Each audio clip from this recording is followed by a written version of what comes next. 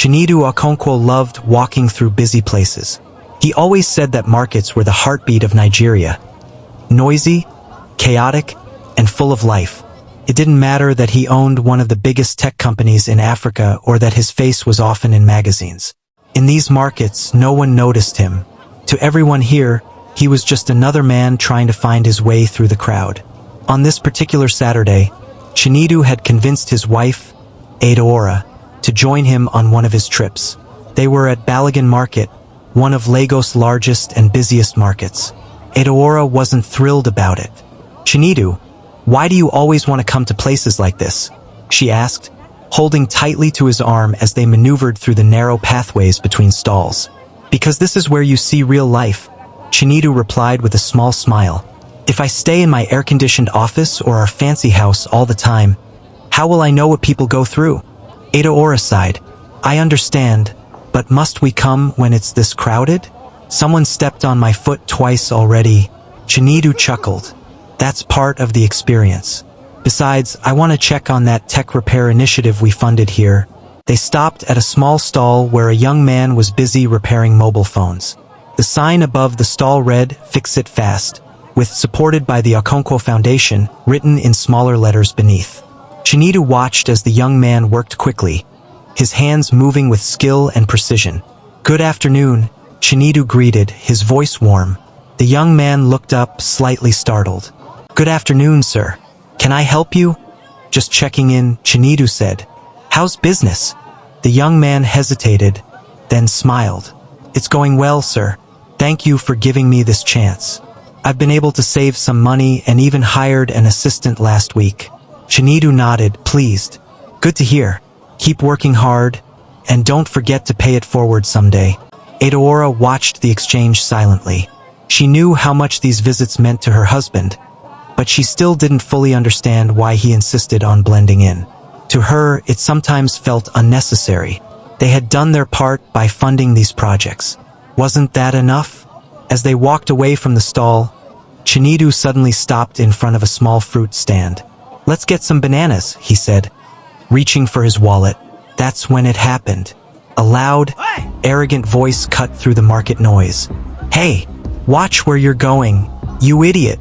Chinedu and Adaora turned to see a tall man in designer clothes standing a few feet away. He was holding a pair of sunglasses, waving them angrily at a young boy who looked terrified. The boy had accidentally bumped into him while carrying a basket of vegetables. The man's name, as Chinedu would soon learn, was Deji. He was known around the market for his temper and entitlement. His father owned several stalls in the area, and Deji often acted like he owned the entire market. Deji's voice grew louder. "Do you know how much these sunglasses cost? They're ruined now. Who's going to pay for this?" The boy stammered, "I'm sorry, sir. It was an accident." "Sorry?" Deji sneered. "Sorry doesn't fix anything. Do you have money to replace these glasses?" By now, a small crowd had gathered. Chinedu and Adaora were among them, watching silently. Adaora's grip on Chinedu's arm tightened. "Let's go," she whispered. "This isn't our business." But before they could leave, Deji's attention shifted. His eyes locked on Chinedu. "You there?" "Yes, you." Deji pointed at him. "You look like someone who can afford to pay. Why don't you settle this for the boy?" Chinedu frowned but didn't respond immediately. He wasn't a fan of public confrontations, but Deji's tone was getting on his nerves. "I don't know you," Chinedu said calmly. "Why should I pay for something that doesn't concern me?" Deji's eyes narrowed. "Because you're standing there like you're better than everyone else. Or is it because you don't have the money?" Is that it?" The crowd murmured, some of them amused, others uneasy. Chinedu could feel Adaora's tension beside him. "Let it go," she whispered again. "It's not worth it." But Deji wasn't done. He stepped closer, his voice dripping with mockery. "Look at you, walking around like a big man in your cheap clothes. And you, madam," he said, turning to Adaora, "why are you following this broke man? Don't you want better for yourself?" Adaora's face flushed with anger and embarrassment. Chinedu's jaw tightened, but he held his ground. "Insulting people you don't know doesn't make you a better person," Chinedu said, his voice steady. Deji laughed. Look at this one, giving me advice. If you had money, you'd be in a car, not walking through this market like the rest of us. Before Chinidu could reply, Deji's hand shot out, shoving him backward. The crowd gasped as Chinidu stumbled but managed to stay on his feet. Edaora let out a small cry and grabbed his arm. Let's go, she said firmly. Please.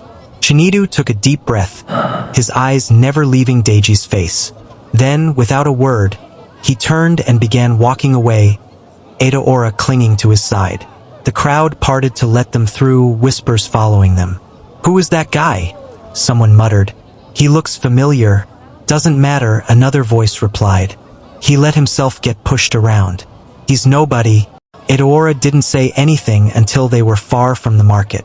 When they finally reached their car, she turned to him, her eyes filled with frustration and concern.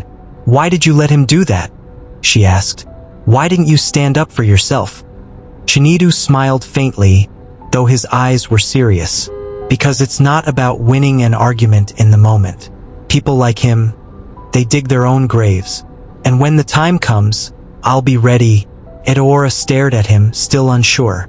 But she knew her husband well enough to trust his words. Whatever he was planning, she could tell it wasn't over. Chinidu didn't say much as they drove home from the market. Edaora sat beside him, her arms crossed, staring out of the window. The tension in the car was thick, and the silence made it even heavier. She wasn't angry at him. She was worried. The humiliation they had just faced replayed in her mind, and every time she thought about it, her chest tightened. Finally, she couldn't hold it in anymore. Chinidu, you can't just let things like that happen, she said, her voice trembling. That man humiliated you in front of everyone. In front of me. Chinidu glanced at her, his face calm but unreadable. Ada, I know it wasn't easy to watch, but I had my reasons. What reasons? She snapped, turning to face him. You could have said something, done something. Instead, you let him insult you and push you around like you were nobody.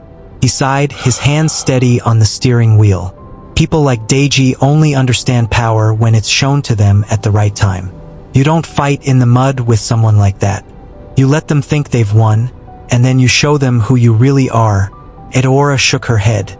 But how long will you keep doing this? Pretending to be someone you're not? I know you want to stay connected to the people, but sometimes it feels like you're hiding who you are. Chinidu didn't respond immediately. He pulled into their driveway and parked the car, turning off the engine. The house, a sprawling yet modest-looking building surrounded by high walls, loomed in the distance. He sat back in his seat and looked at Edaora. I'm not hiding, he said quietly. I'm observing, and today gave me all the information I need. Edaora's brow furrowed. What information? That Deji is a problem I need to solve. Chinidu's voice was steady but carried a weight that made Edaora pause. Not just for me, but for everyone he's been bullying in that market. Edaora sighed, her anger softening. She reached out and placed a hand on his. Just promise me you'll be careful. I don't want this to get out of hand. Chinidu smiled faintly. I promise. The next day, Chinidu was back in his office.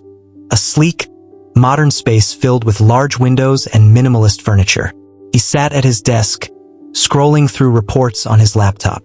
The Okonkwo Foundation's projects were running smoothly, but his focus kept drifting back to the market and Deji. Amaka, he called out to his assistant through the intercom. Yes, sir, her voice crackled back. Can you come in for a moment? A few seconds later, Amaka stepped into the office. She was a sharp, no-nonsense woman in her mid-30s who had worked with Chinidu for years. She knew him well enough to recognize when something was bothering him. What can I do for you, sir? She asked, standing at attention. I need you to find everything you can about a man named Deji, Chinidu said, leaning back in his chair. He's the son of Chief Alyawol, who owns some stalls in Balagan Market. I want to know his connections, his finances, everything. Amaka's eyebrows rose slightly, but she nodded. Consider it done. Anything specific you're looking for? Chinidu's expression darkened slightly. I want to know who's been enabling him. Someone like Deji doesn't get that much power on his own. Amaka's lips tightened into a thin line. Understood. I'll have a report for you by tomorrow. As she left, Chinedu leaned forward, resting his elbows on the desk. He wasn't angry about the incident at the market, not for himself at least, but he couldn't stand the thought of people like Deji abusing their power and getting away with it. Meanwhile, at the market, Deji was basking in the attention from his friends. They sat outside one of his father's stalls, laughing and recounting the previous day's events. Did you see his face? Deji said, grinning. That man didn't even know what to do. Just stood there like a fool. One of his friends, Bayo, laughed. The way his wife was holding him back. I thought she was going to beg for his life. People like that should know their place, Deji added, leaning back in his chair. If you don't have money or power, you shouldn't be walking around like you do. The group laughed again, their voices loud enough to draw stares from passers-by. Some people looked on disapprovingly, but no one dared to say anything. Deji's reputation was well known, and most people in the market preferred to avoid him altogether. But not everyone was willing to stay silent. A middle-aged woman selling vegetables nearby muttered under her breath, "One day, your mouth will get you into trouble." Deji heard her and turned sharply. "What did you say?" The woman didn't look up. "Nothing. Just talking to myself." Deji stood and walked over to her stall, towering over her. "If you have something to say it to my face." The woman finally looked up, her expression calm but firm. "I said your mouth will get you into trouble one day. That's all." Deji sneered. "And who's going to cause that trouble? You?" He glanced at her stall. "Be careful, Mama Chinyere. It would be a shame if something happened to your little business here." Mama Chinyere's eyes flashed with anger, but she bit her tongue. She had a family to feed and couldn't afford to lose her stall. Deji smirked and walked away, leaving her seething in silence. By the next evening, Amaka returned to Chinedu's office with a thick folder in her hands. She placed it on his desk and sat down across from him. "What did you find?" Chinedu asked, opening the folder. "A lot," Amaka said. "Deji's father, Chief Aluwal, is deeply in debt. He's been borrowing money to keep his businesses afloat, but most of it's gone to fund Deji's lavish lifestyle. Expensive cars, designer clothes, trips abroad. You name it." Chinedu's jaw tightened. "What about the market?" "Deji has been using his father's name to bully the traders," Amaka continued. "He demands bribes, threatens to have stalls shut down, and takes money from the traders' earnings. Most of them are too scared to stand up to him." Chinedu closed the folder, his expression grim. "It's worse than I thought." Amaka nodded. "What's the plan, sir?" Chinedu leaned back in his chair, a determined look in his eyes. "First, we need to cut off his father's financial support. If Chief Aluwal can't pay his debts, we'll have leverage. Then we'll deal with Deji directly." Amaka smirked. "This is going to be interesting." Chinedu's lips curved into a faint smile.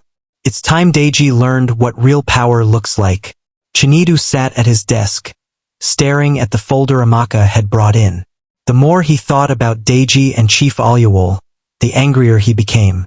It wasn't just about the incident at the market anymore. This was about all the people who had been suffering because of their greed and arrogance. He couldn't let it slide. He reached for his phone and dialed Amaka's extension. She picked up almost immediately. "Yes, sir," she said. "Call Mr. Yusuf from the legal department," Chinedu instructed. "I need to meet with him right away. And prepare the debt portfolio on Chief Aluwal. I want every detail." "I'll arrange it now," Amaka replied. Chinedu hung up and leaned back in his chair, rubbing his temples. This wasn't going to be easy, but he was ready for the challenge. People like Deji only understood one language: consequences. 2 hours later, Chinedu sat across from Mr. Yusuf, his company's top legal officer. The man was in his early 50s with a sharp mind and years of experience handling tough cases.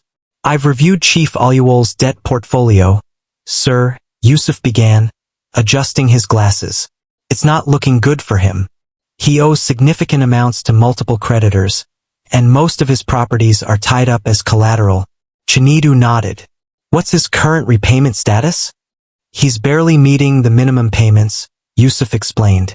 And from what we can see, he's been diverting funds to cover his son's extravagant lifestyle. If we call in the debts now, he'll lose everything. Chinidu's jaw tightened. That's exactly what I want to do. But not yet. I want to give him a chance to correct himself first. Draft a formal notice of default and send it to him. Make it clear that he has 30 days to settle his arrears or face legal action. Yusuf hesitated. Do you think he'll comply? No, Chinidu said bluntly. But this isn't just about him. It's about sending a message to his son and everyone else watching. They need to know there are consequences for their actions. Yusuf nodded. Understood. I'll get started on it immediately. As Yusuf left the room, Amaka walked in, carrying a tablet.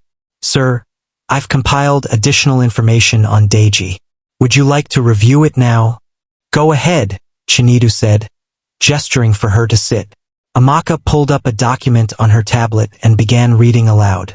Aside from his activities at the market, Deji has been involved in several questionable deals. He's been using his father's connections to secure contracts, but he's notorious for not delivering on his promises. Several small business owners have reported being scammed by him. Chinidu's expression darkened. How has he gotten away with it for so long? Fear, Amaka replied. Most of his victims are too scared to speak out because of his father's influence.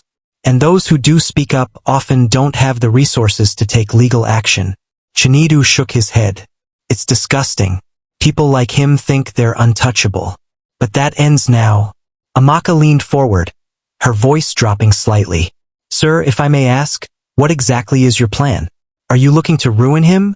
Or are you trying to teach him a lesson? Chinidu paused for a moment, thinking carefully. I don't want to ruin anyone, he said finally. But I do want him to understand the damage he's caused. And I want him to change. If that means hitting him where it hurts first, so be it. Amaka nodded, a hint of admiration in her eyes. I'll support you however I can. At the market, Deji's mood was unusually sour. The traders who usually cowered before him were acting differently. Whispers about Chinidu's quiet power had started spreading, and some of the braver traders were no longer as afraid of Deji as they once were. He sat in his usual spot outside his father's main stall, glaring at anyone who dared to make eye contact. Bayo, his closest friend, tried to lighten the mood. Deji, relax, Bayo said, patting him on the shoulder. You're acting like someone's already beaten you. Shut up, Bayo, Deji snapped. Something's not right. Can feel it. Bayo raised an eyebrow. What do you mean? Deji leaned closer, lowering his voice. That man from the other day, the one I pushed.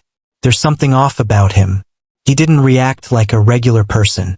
And now, everyone in this market is acting like they know something I don't. Bayo shrugged. Maybe you're just paranoid. You scared him and now he's too afraid to come back. End of story. Deji wasn't convinced. No, people like him don't just disappear. He's planning something. I need to find out who he is. Bayo sighed. Alright, but don't do anything stupid. Your dad's already stressed about the business. He doesn't need you making things worse. Deji waved him off. Don't worry about me. I know what I'm doing. Later that evening, Chief Aluol received the formal notice of default from Chinidu's legal team. He sat in his lavish living room, reading the document with a deep frown. The words legal action and property seizure jumped out at him, making his heart race. He called Deji into the room. Deji, come here. Now. Deji sauntered in, looking bored. What is it, Dad? Chief Aluol held up the document. Do you have any idea what this is? Deji squinted at the paper. A letter? What about it? It's from one of our creditors, Chief Aluol snapped. They're threatening to take legal action if we don't settle our debts. And do you know why we're in this mess? Because of your reckless spending. Deji rolled his eyes. Oh, here we go again. Everything's my fault, right? Yes, it is. Chief Aluol shouted, slamming the document onto the table. Do you think money grows on trees? I've been working myself to the bone to keep this family afloat. And all you do is waste it on nonsense. Deji's face darkened. If you can't handle the pressure, Maybe you shouldn't have taken those loans in the first place. Chief Oluwole stared at him, his hands trembling with anger. You ungrateful boy. Do you even understand the danger we're in? If we lose everything, you'll have no cars, no fancy clothes, nothing. Is that what you want? Deji clenched his fists. I'll fix it. Just give me some time. How? Chief Oluwole demanded. What can you possibly do to fix this mess? Deji didn't answer. He stormed out of the room, slamming the door behind him. Chief Oluwole sank into his chair, burying his face in his hands. For the first time, he felt the weight of his decisions crushing down on him. In his office, Chinedu reviewed the final steps of his plan. The pieces were falling into place, and soon, Deji and Chief Oluwole would have no choice but to face the consequences of their actions. But this wasn't just about punishment. Chinedu hoped that, in the end, they would learn something from the experience. He picked up his phone and dialed Amaka. It's time to move forward, he said. Let's see how they handle the pressure. Amaka's voice was calm but determined. Consider it done, sir. Chief Oluwole's house was unusually quiet. The tension that had settled after his argument with Deji still lingered like a dark cloud. Oluwole sat in his study, staring at the pile of letters on his desk. Most of them were from creditors, demanding payments he couldn't afford.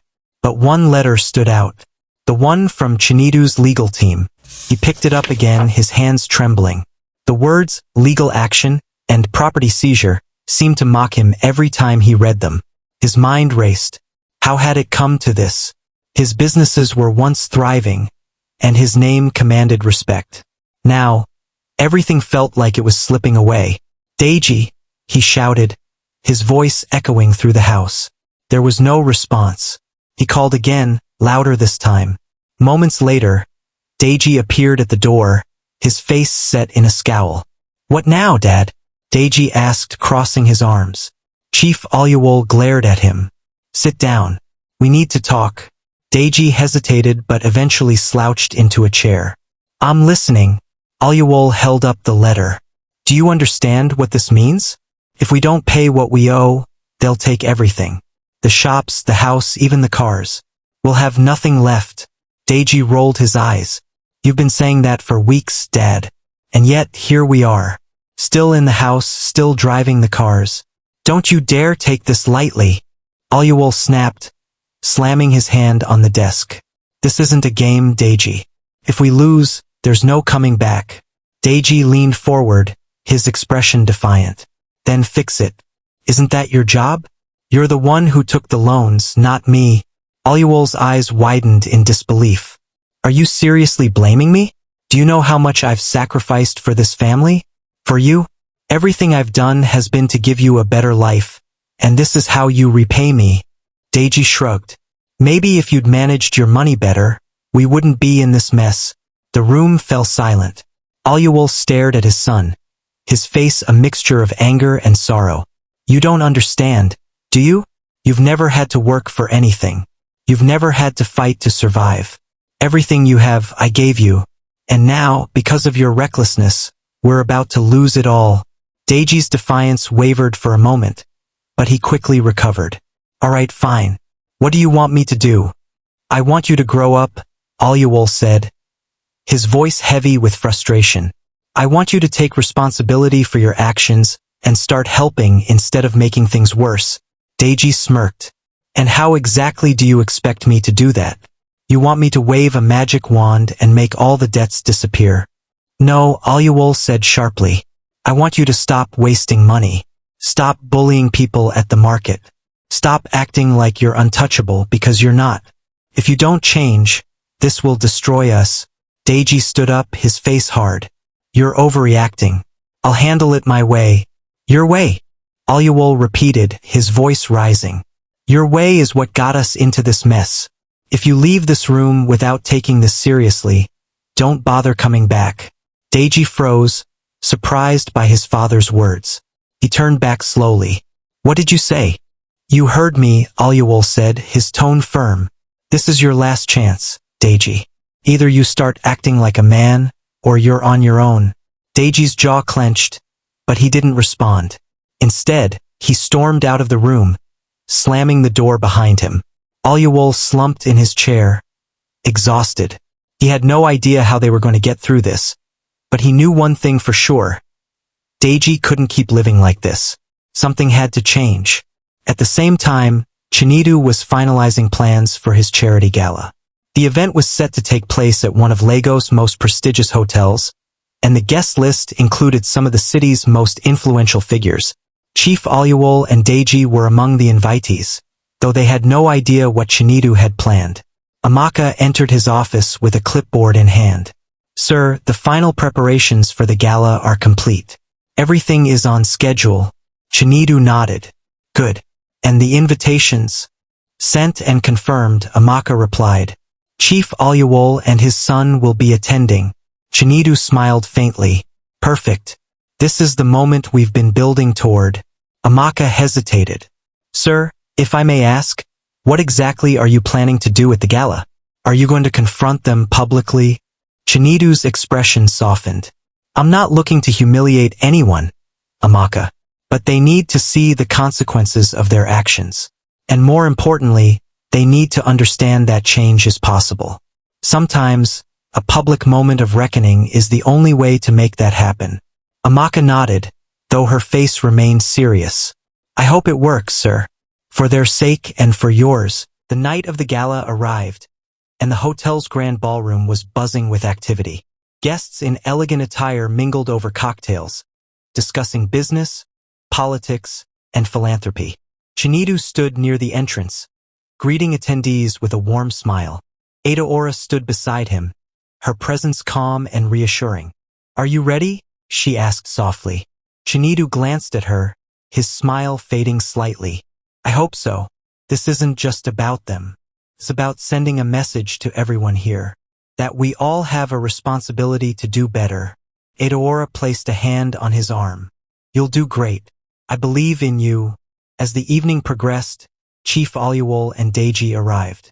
They entered the ballroom with their usual air of confidence, though Aluwol looked noticeably tense.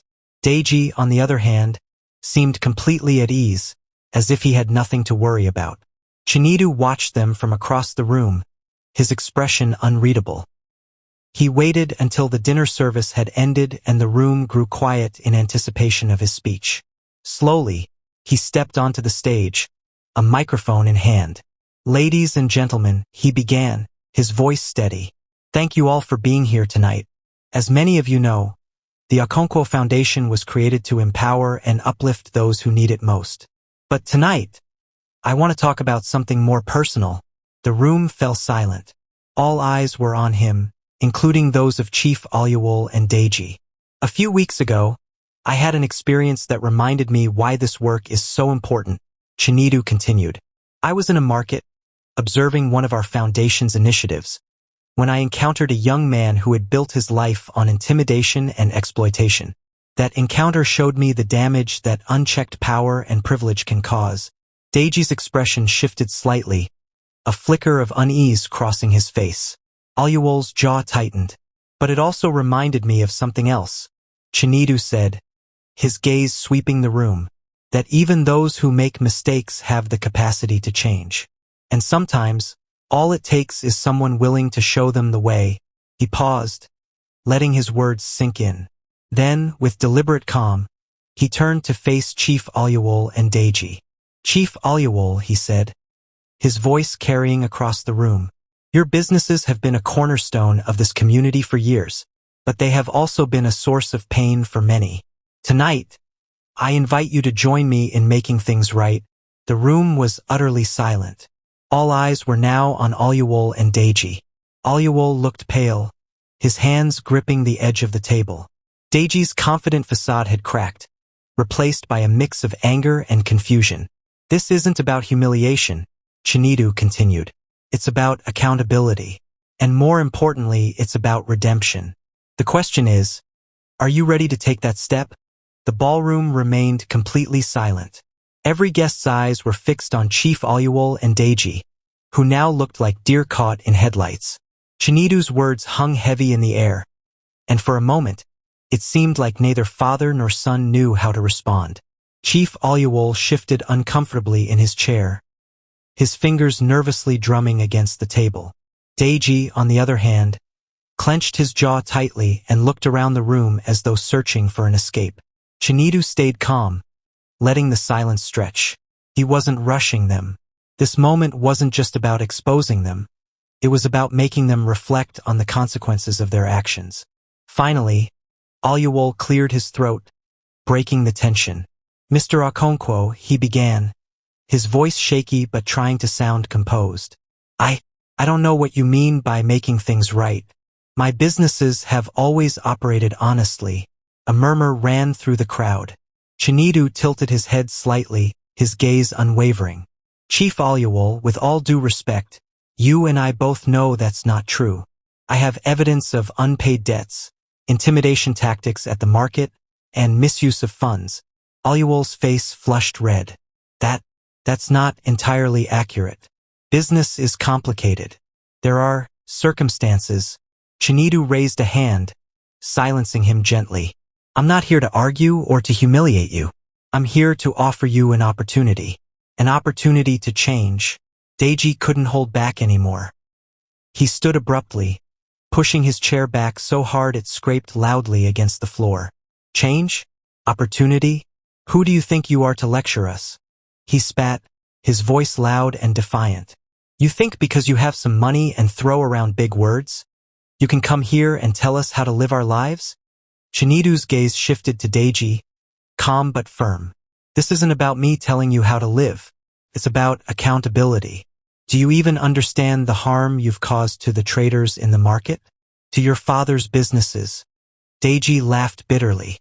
The traders? The businesses? Please, those people survive because of us. If anything, they should be grateful for what we've done for them. Gasps rippled through the room. Even Chief Oluwole turned to Deji, his eyes wide with shock. Deji, enough, he said, his voice low but urgent. But Deji wasn't done. He pointed at Chinedu, his finger trembling with anger. You think you're better than me, don't you? Walking into that market like you're one of them. But you're just another rich man pretending to care. At least I don't hide who I am. Chinedu remained unshaken. He took a deep breath before responding. You're right about one thing, Deji. I am a rich man. But the difference between us is that I understand where I came from. I haven't forgotten the people who helped me get here. And I certainly don't use my position to hurt others. Deji's fists balled at his sides. But before he could retort, Chief Oluwole stood abruptly. Deji, sit down, he said, his voice firm and commanding. Deji hesitated, his pride fighting with his father's authority. Slowly, he lowered himself back into his chair, glaring at Chinedu the entire time. Oluwole took a deep breath, turning back to Chinedu. Mr. Okonkwo, he said, his tone more measured now. You've made your point, but what exactly are you proposing? Chinedu nodded slightly, grateful for the shift in tone. Chief Oluwole, I'm proposing a chance for redemption. I'm willing to work with you to restructure your debts and help your businesses get back on track. But in return, you must commit to ethical practices. No more bribes, no more intimidation, and no more exploitation. Oluwole's brow furrowed. And what about my son? Chinedu's gaze flickered to Deji, who was still fuming. Deji will need to take responsibility for his actions. I'm offering him a position in my foundation, where he will work directly with the traders he's wronged. It's time he understands the value of hard work and the impact of his behavior. Deji scoffed. You're joking, right? You want me to work for you? Under you? Never. Chief Oluwole turned to his son, his face stern. Deji, this isn't a choice. If you don't do this, we lose everything. Deji's jaw dropped. You're taking his side? I'm taking the side of survival, Oluwole snapped. You think I want to do this? You think I want to swallow my pride and admit I've failed? But this is our reality, Deji. If we don't change, we're finished. Deji's face twisted with anger, but he didn't respond. He crossed his arms and slumped back in his chair, refusing to meet anyone's gaze.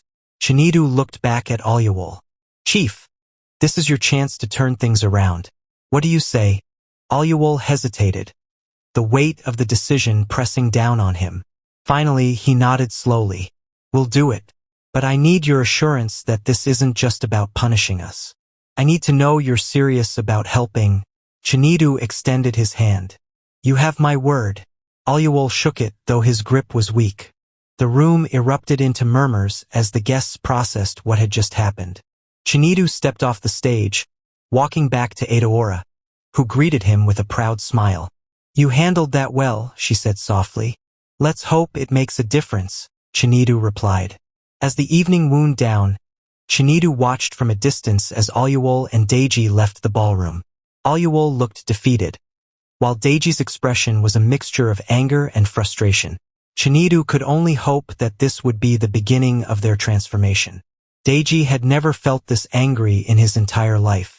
He stormed into his room and slammed the door so hard the frame rattled. The humiliation from the gala still burned inside him like fire. Everyone had looked at him like he was a joke. Even his own father had sided with that man, Chinedu. He paced back and forth, clenching and unclenching his fists. Work for him? Work under him? He muttered angrily to himself. Never, never in my life. There was a knock on the door. Deji, Chief Aluwal's voice called from the other side, firm but weary. Let me in. Deji ignored him and continued pacing. Another knock, louder this time. Deji, open this door right now, his father commanded. With a frustrated groan, Deji yanked the door open. What? He snapped, glaring at his father. Aluwal stepped inside, his face lined with exhaustion. He closed the door behind him and leaned against it. You need to calm down and listen to me. Calm down, Deji repeated, his voice rising. You embarrassed me tonight. You let that man humiliate us in front of everyone. And now you want me to work for him? Are you out of your mind? Aluwal's face hardened. Embarrass you? Deji, do you even understand what's happening? We are on the verge of losing everything. If we don't take this opportunity, we're finished. Done. Do you get that? Deji folded his arms and looked away. We'll figure something else out. We don't need him. Figure something else out? Aluwal repeated, his voice dripping with disbelief. What plan do you have, Deji? Tell me, because from where I'm standing, you've done nothing but drag us deeper into this mess. Do you think money will magically appear? Deji's lips tightened, but he didn't respond. You don't get it, do you? Aluwal continued, his voice rising. This isn't about pride anymore. It's about survival. Chinedu is giving us a lifeline, and you're too stubborn to see it. Why should I work for him? Deji finally burst out. He's not better than us, Dad. He's just another rich man pretending to care. I don't need to learn anything from him. Aluwal's hand slammed against the wall, startling Deji. You do need to learn, Deji. You need to learn what it means to work for something, to take responsibility for your actions. You've spent your whole life taking without giving anything back. That ends now. For a moment, the room was silent except for their heavy breathing. Deji's chest heaved with anger, but his father's words had struck something deep within him. Still, he refused to back down. So what? You want me to go to the market and beg those traders for forgiveness? He said bitterly. You want me to be their servant? Yes, Aluwal said bluntly. If that's what it takes to make things right, then yes. You will go there, you will work, and you will learn humility. Deji stared at him, stunned. His father's voice was so final, so resolute, that he didn't know how to respond. Finally, he shook his head and turned away. I'm not doing it. You don't have a choice, Aluwal said quietly. If you refuse, you're on your own. No more money, no more support. You'll have to figure out your own way in life. Deji spun around, his eyes wide. You're serious? Dead serious, Aluwal replied. I've protected you for too long, Deji, but I can't do it anymore. If you're not willing to change, then you're not my responsibility. Deji's throat tightened, but he refused to let his father see any weakness. Fine, he said coldly. I'll do it, but don't expect me to enjoy it. Aluwal sighed, the fight draining out of him. I don't care if you enjoy it, Deji. I just want you to learn. The next morning, Deji arrived at the office of the Okonkwo Foundation. His mood was as sour as the storm clouds gathering in the sky. The receptionist greeted him politely, but he barely acknowledged her. He was escorted to a small meeting room where Chinedu was waiting. "Good morning, Deji," Chinedu said, his tone neutral. "Thank you for coming." Deji didn't sit. He crossed his arms and stared at Chinedu. "Let's just get this over with." Chinedu raised an eyebrow but didn't comment on Deji's attitude. Instead, he gestured to the seat across from him. "Sit down. We need to discuss your role." With a huff, Deji sat. He drummed his fingers on the table, clearly impatient. "You'll be working as a field officer," Chinedu began. "Your main responsibility will be to assist the traders at Balagan Market. You'll help them manage their finances, organize their businesses, and address any issues they're facing." Deji snorted. "So, basically, you want me to babysit them?" Chinedu's expression didn't change. "No, I want you to learn from them. These traders work harder in one day than you probably have in your entire life. You'll see what it means to earn respect, not demand it." Deji rolled his eyes. "Whatever. When do I start?" "Today," Chinedu said. He stood and handed Deji a folder. "This contains the details of your assignments. I've paired you with someone who will guide you through the process. Her name is Auntie Chinyere. She's been a leader in the market for over 20 years. You'll report to her every day." Deji took the folder reluctantly. "Fine. Anything else?" Chinedu looked him in the eye. "Yes. Leave your pride at the door, Deji. If you go into this thinking you're better than everyone else, you'll fail before you even begin." Deji didn't respond. He stood, gave Chinedu a curt nod, and walked out of the room. When Deji arrived at the market, he immediately felt out of place. The noise, the smells, the hustle and bustle. It was overwhelming. He spotted Auntie Chinyere standing near a fruit stall, her hands on her hips as she barked orders at a young man unloading crates. "You must be Deji," she said, her tone brisk as he approached. "Yeah," he replied, unsure of how to address her. She eyed him critically. "You're late. We start early here. Next time, don't keep me waiting." Deji bit back a retort and nodded. "All right." Auntie Chinyere handed him a clipboard. "Your first task is simple. Go around and talk to the traders. Find out what their biggest challenges are and write them down. Don't try to fix anything yet. Just listen." Deji frowned. "That's it? Just talk to them?" "Yes, talk," she said sharply. "And listen. Properly. Not with that attitude of yours. Now go." Deji sighed and started walking through the market. At every stall, he introduced himself and asked the traders about their struggles. Some were hesitant to speak, but others didn't hold back. "Our rent is too high," one woman complained. "The management keeps increasing it, and we can barely keep up. We need better security," a man said. "Thieves come at night and steal our goods. We've reported it, but nothing happens." Deji scribbled down notes, his frustration growing. By the time he finished, his clipboard was filled with complaints. He returned to Auntie Chinyere, who was waiting with a knowing smile. "So," she asked, "what did you learn?" Deji handed her the clipboard. "That this place is a mess." She chuckled. "Good. Now you're starting to understand. Tomorrow we'll start working on solutions. Get some rest. You're going to need it." Deji walked away, his mind buzzing with everything he had heard. For the first time, he began to see the market not as a place beneath him, but as a world he barely understood. And for the first time, he wondered if Chinedu had been right all along. The morning air in the market was crisp, carrying with it the scent of fresh produce and the faint hum of life waking up.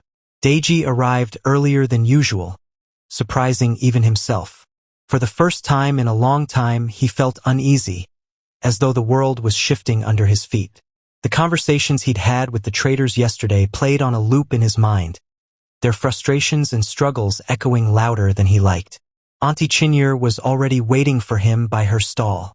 Her arms were crossed, and she gave him a sharp nod when she saw him. "You're on time today," she remarked, her tone neutral but her eyes watchful. Deji nodded. "I figured it was better not to keep you waiting." A small smile tugged at the corner of her lips. "Good. Now let's get to work." She handed him a stack of forms. These are for the traders who need help organizing their accounts. Most of them have no idea how to track their income and expenses. You're going to sit with them one by one and help them fill these out. Deji frowned as he flipped through the forms. This is going to take forever. Yes, it will, Auntie Chinyere said matter-of-factly. But that's the job. If you're too impatient, you're welcome to leave. Deji sighed. He wanted to argue, but something about her tone made him bite his tongue. Instead, he followed her to the first stall, where an older woman sat surrounded by baskets of tomatoes and peppers. Mama Nkechi, this is Deji, Auntie Chinyere said, introducing him. He's here to help you with your accounts today. Mama Nkechi's face lit up with a warm smile. Ah, thank you, my son. My head doesn't work well with numbers these days. Deji forced a smile and sat down beside her. All right, Mama, let's get started. As he worked with Mama Nkechi, something unexpected happened. The longer they talked, the more Deji realized how much effort she put into her business. She knew every detail about her inventory, her customers, and even the seasonal fluctuations in prices. But when it came to writing things down, she struggled. You've been doing all this in your head? Deji asked, surprised. Mama Nkechi laughed. For years, my son. But my memory isn't as sharp as it used to be. Deji nodded, impressed despite himself. Well, let's make sure it's all written down from now on. That way, you won't have to rely on memory alone. By the time they finished, Mama Nkechi's account book was neatly filled out, and she was beaming with gratitude. Thank you, Deji. You've made my life much easier today. Deji felt an unfamiliar warmth in his chest. You're welcome, Mama. The day went on like that, with Deji moving from stall to stall, helping traders organize their accounts and listening to their stories. Each interaction chipped away at his initial reluctance. These weren't just traders. They were hardworking people with families to feed and dreams to pursue. For the first time, he started seeing them as more than just faces in a crowd. By late afternoon, Deji was exhausted. He sat on a bench near Auntie Chinyere's stall, wiping sweat from his brow. She approached him with 2 bottles of cold water, handing him one. You've done good work today, she said, sitting beside him. Deji took a long sip of water before replying. Thanks. I didn't think it would be this demanding. Auntie Chinyere chuckled. Hard work usually is. But you handled it better than I expected. Deji looked at her, surprised by the compliment. Really? Don't let it get to your head, she teased. You still have a long way to go. But today you took a step in the right direction. Deji nodded, the weight of her words sinking in. I think I'm starting to understand why Chinedu wanted me to do this. It's not just about the work. It's about the people. Auntie Chinyere's smile softened. Exactly. And if you keep that in mind, you might just surprise yourself. The following weeks were a blur of activity. Deji's days were filled with tasks he would have scoffed at before. Organizing inventories, setting up workshops, and even helping traders paint their stalls. At first, he grumbled about the physical labor, but over time, he found himself complaining less and less. The traders, who had been wary of him at first, began to warm up to him. They shared jokes, meals, and even bits of advice that Deji didn't realize he needed. Slowly but surely, the walls he'd built around himself started to crack. One day, as he was helping a young man fix a broken shelf, Auntie Chinyere pulled him aside. There's something I want you to see, she said, her tone serious. Deji followed her to a small clearing behind the market. A group of children was gathered there, sitting on makeshift benches as a man taught them how to read. Deji watched in silence, his chest tightening. These are the children of the traders, Auntie Chinyere explained. Most of them can't afford proper schooling, so we started this informal class.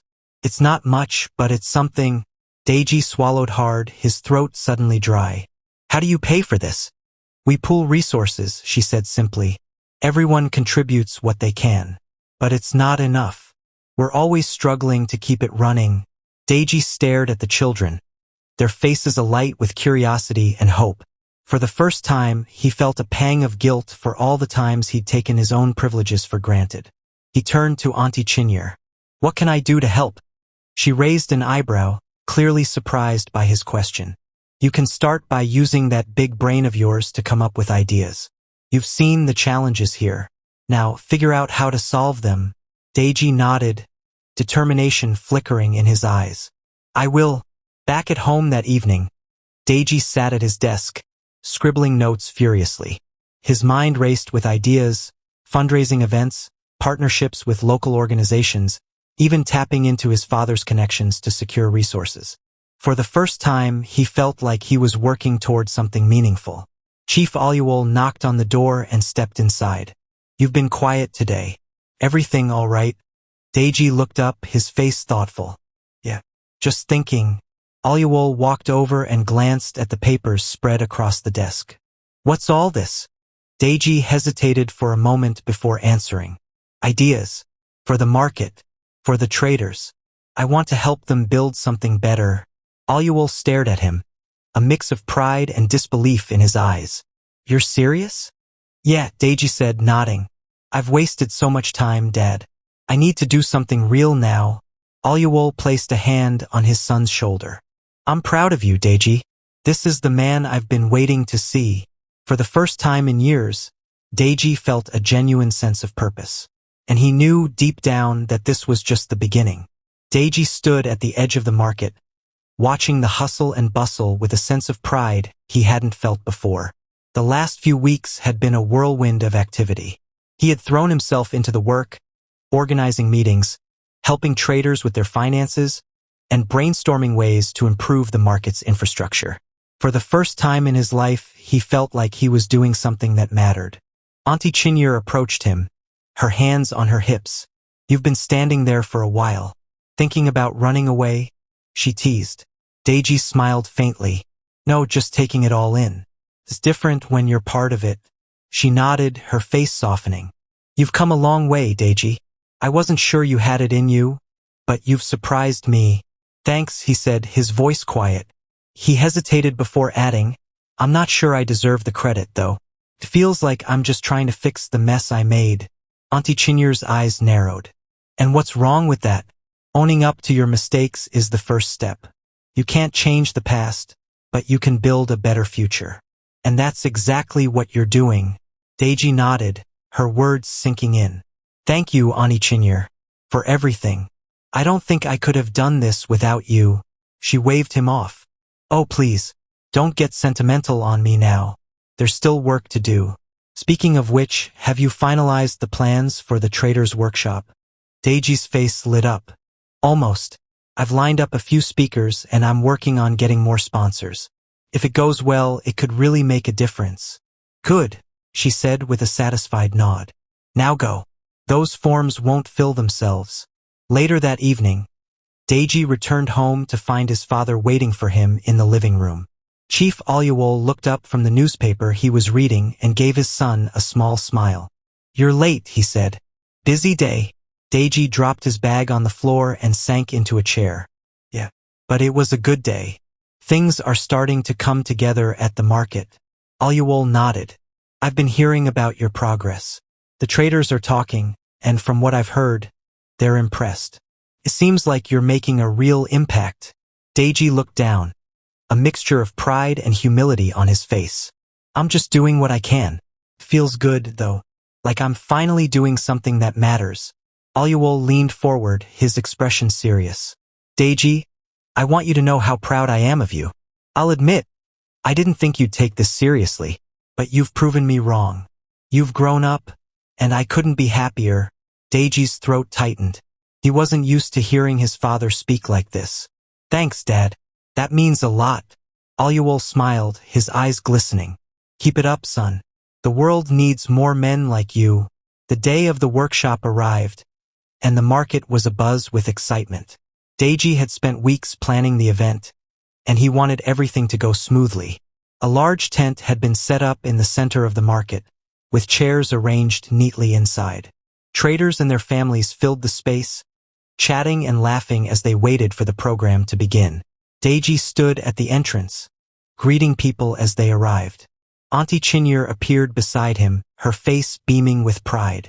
This is quite the turnout, she said. You've done well, Deji. Thanks, he replied. But it's not just me. Everyone pitched in to make this happen. She gave him a knowing look. Don't downplay your role. You've worked hard for this, and it shows. As the program began, Deji took the stage to address the crowd.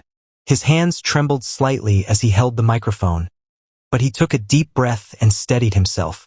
Good morning, everyone, he began, his voice strong and clear. Thank you all for being here today. This workshop is about more than just improving our businesses. It's about building a community where we can all thrive together. The crowd erupted into applause, and Deji felt a surge of confidence. He continued, sharing stories of the traders he'd worked with and the challenges they'd overcome. He spoke from the heart, and by the time he finished, the audience was on their feet, cheering and clapping. After the event, Chinedu approached Deji, a proud smile on his face. You did well up there, he said. I can see how much you've grown. Deji grinned. Thanks, Mr. Okonkwo. I've learned a lot from this experience. More than I ever thought I would. Chinedu placed a hand on his shoulder. Keep going, Deji. This is just the beginning. You have the potential to do great things, not just for yourself, but for the people around you. Deji nodded, his heart swelling with determination. For the first time in his life, he felt like he was on the right path, and he was ready to see where it would lead.